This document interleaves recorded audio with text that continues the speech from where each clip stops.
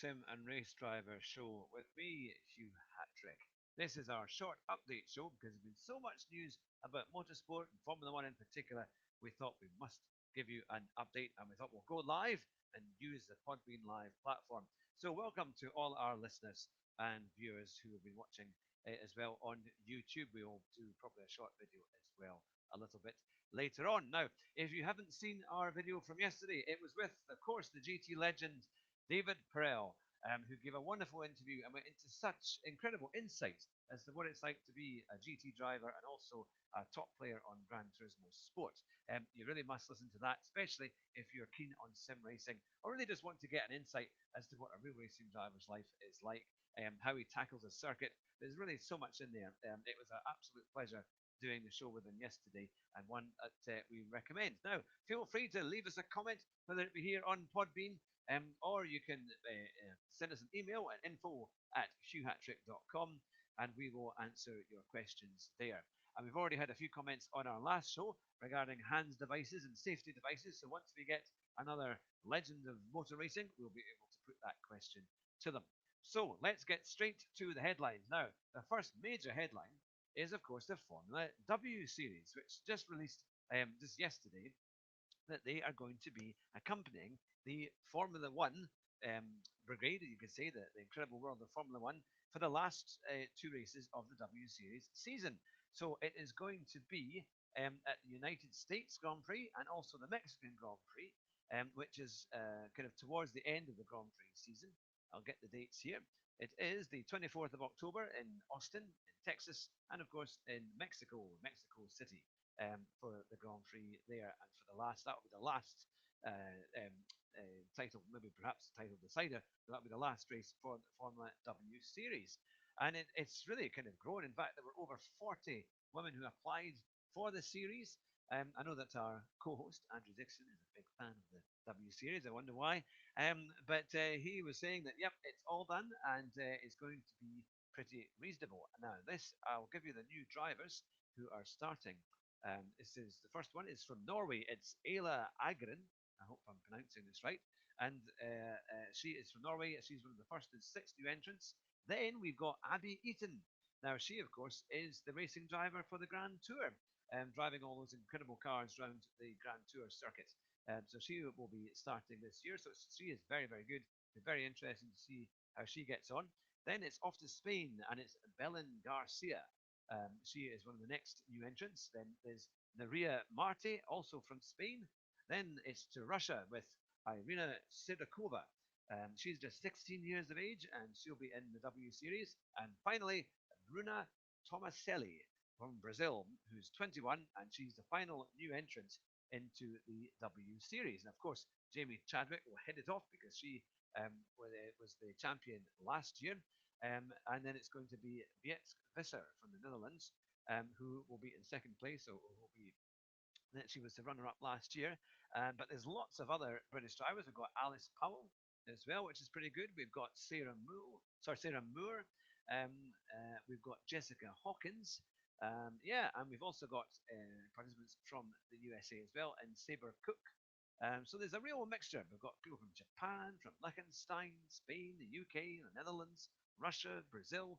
It's really quite a varied entrance. And I think last year the series was pretty good, but I think this year they've got an awful lot more to show certainly. And I think in terms of the tracks will be pretty good. Let's have a run through. It starts off in Russia, in St. Petersburg, and I don't think it was there last year, to be fair. Correct me if I'm wrong. Then it goes to Sweden in Anderstorp, and then to Monza on the 27th of June in Italy. That should be a cracker because it's a great circuit. Then it's to Germany, the Norris Ring, which it was there last year. Then on August, 23rd of August, it's Brands Hatch. And on the 5th of September, it's the Netherlands in Assen. And then, of course, it's USA and Mexico.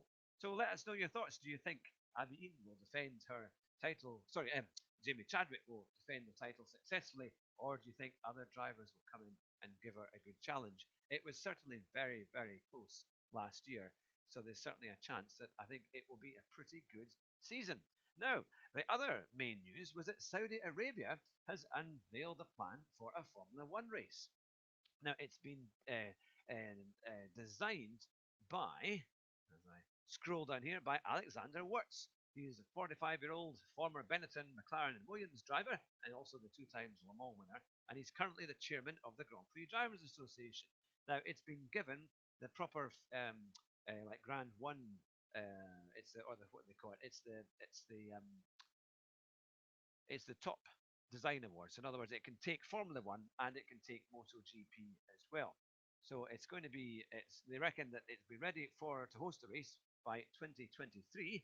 Although there hasn't been any comment from the Formula One Association or the FIA to say that actually a race has been signed or contracted for Saudi Arabia yet. But with the amount of races going up every year, I mean, for example, in this year's number of races, it's 22. So it's really quite something. Now, it's only the Spanish Grand Prix that doesn't have a contract to continue in 2021. So I'm sure they'll be redoing that this year. But it's going to be pretty interesting. Probably slightly controversial, as obviously there are a few human rights questions that are going across Saudi Arabia. But will it be a great race? Well, if it's been designed by Alex Wirtz, perhaps it could well be. I haven't got any idea what the track looks like yet, but here we are. It's Grade 1 standard, so that means it is capable of hosting both F1 and MotoGP.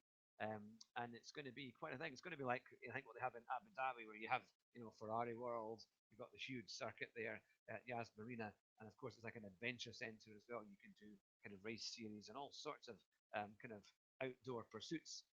So they're hoping to try and copy that with Saudi Arabia. And you kind of thought it was probably going to come because Formula One's doing quite a lot of deals in the Middle East and things like that. But it's certainly going to be interesting. I'm not so sure I like so many races. I think maybe it's too many races in the year. And we want to make sure that we keep it good. We keep the right kind of tracks and tracks that are going to be exciting and also have a great history. So we'll see what happens as to how that all works out. Now, Ferrari have signed Leclerc's brother, Arthur, to its young driver program. Now, he's just 19 years old. And so to be signed up by Ferrari, they obviously have a lot of confidence that he's going to be pretty good. And he's going to be one of the two new arrivals, along with 16-year-old Dino Beganovic of Sweden. I hope I pronounced that right. But certainly it's going to be quite interesting. Similarly, Arthur Leclerc raced in Formula 4 in Germany last year, winning once, and is moving up to Formula Regional. So it's going to be interesting.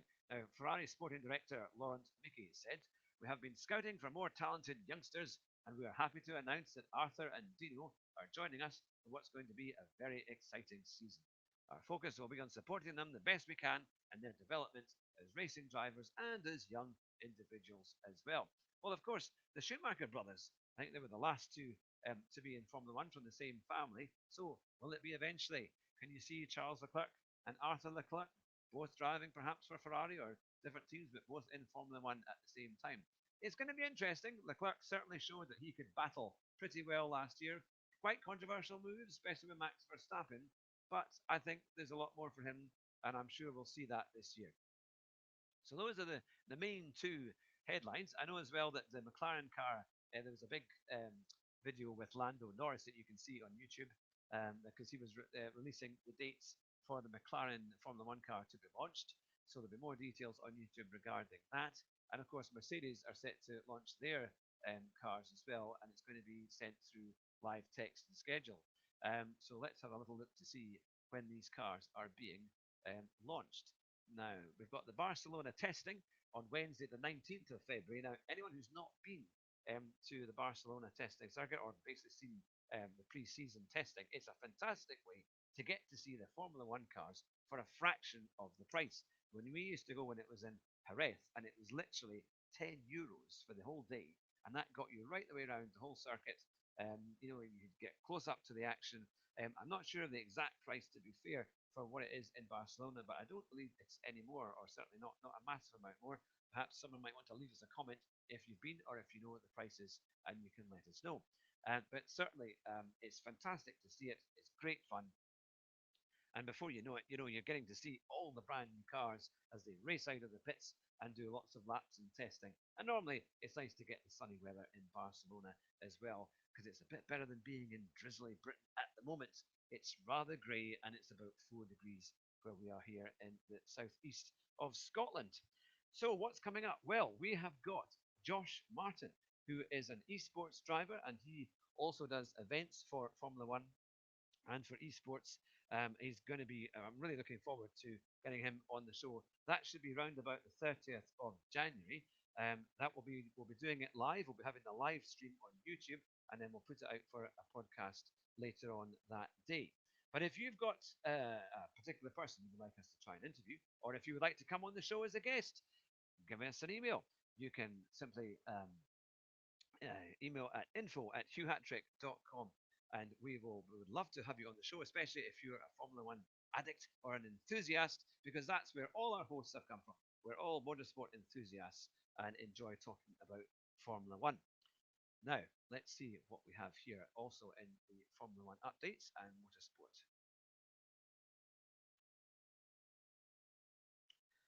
Now, there was another quite funny quote here saying, "I won't crash with Vettel again," says Leclerc. Well, we'll see how long that lasts. Now, the collision in Brazil at the end of last season was, of course, one of the climax of the series and controversies between the two drivers as they fought for supremacy. Now, seemingly, they've put it behind them. Leclerc and Vettel are seemingly getting on okay. But I think there's going to be a lot more because clearly Leclerc has challenged Vettel and he needs to, Vettel is not going to go easily. And you kind of wonder, though, if he doesn't do that well this year, if Vettel ends up behind Leclerc in the championship, will Vettel stay or will Ferrari simply say, I think it's time? Because remember, they're paying a huge amount of money for both Vettel and Leclerc.